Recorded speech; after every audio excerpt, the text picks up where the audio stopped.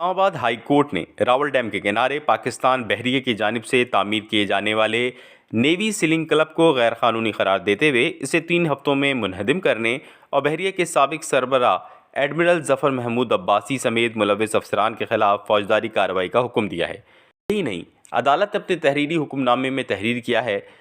کہ قومی خزانے کو پہنچنے والے نقصان بھی ان افسران سے وصول کیا جائے۔ عدالت نے نیول فارمز کی تعمیر کے لیے جاری کیے گئے NOC کو بھی غیر قانونی قرار دیا اور یہ کہا کہ وفاقی ترقیاتی ادارے CADA کو یہ NOC جاری کرنے کا اختیار ہی نہیں تھا۔ جیسے اطہر من اللہ کی سربراہی میں اسلام آباد ہائی کورٹ کے بینچ نے جمعے کو پاکستان بحریہ کے زیر انتظام شروع کیے جانے والے ہاؤسنگ پروجیکٹ اور کلب کے منصوبوں کے خلاف دائر کی گئی درخواستوں پر 45 صفحات پر مشتمل تحریری فیصلہ جاری کیا، جس میں کہا گیا ہے کہ سابق نیول چیف ایڈمرل ظفر محمود عباسی نے اپنے حلف کی خلاف ورزی کی اور تجاوزات والی زمین پر غیر قانونی عمارت کا افتتاح کیا۔ اس طرح انہوں نے اپنے آئینی فرض سے تجاوز کیا اور یہ افتتاح اس کے باوجود کیا گیا کہ CDA اور اسمال ڈیمز آرگنائزیشن کی جانب سے نوٹسز بھی جاری ہو چکے تھے۔ تحریری فیصلے میں یہ بھی کہا گیا ہے کہ چیف آف نیول اسٹاف اور اس غیر قانونی سیلنگ کلب کی تعمیر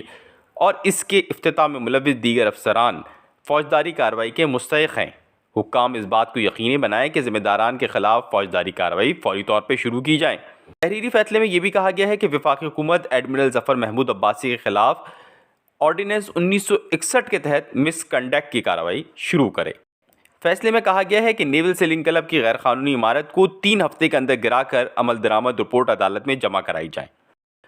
پاک بحریہ کو یہ اختیار حاصل نہیں کہ وہ ریئل اسٹیٹ وینچر کرے اور اس قسم کے کاروبار کے لیے پاکستان بحریہ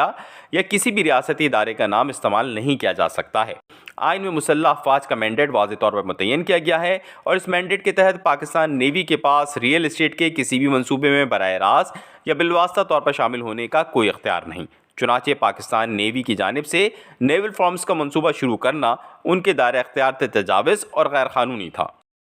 پاک بحریہ کو یہ بھی حکم دیا گیا ہے کہ وہ راول جھیل میں اپنی تمام تر سرگرمیوں کو ختم کریں اور غیر قانونی طور پر قبضہ کی گئی تمام زمین اسمال ڈیمز آرگنائزیشن کو واپس کرے۔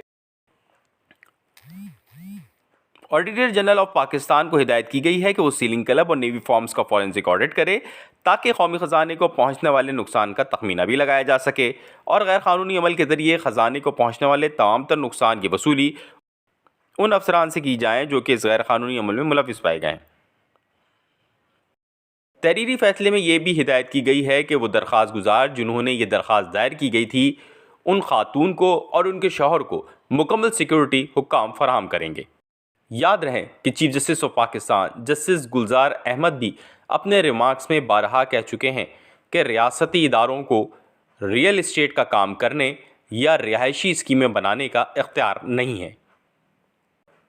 اور دفاعی مقصد کے لیے حاصل کی گئی زمین پر کوئی کمرشل ایکٹیویٹی نہیں ہو سکتی۔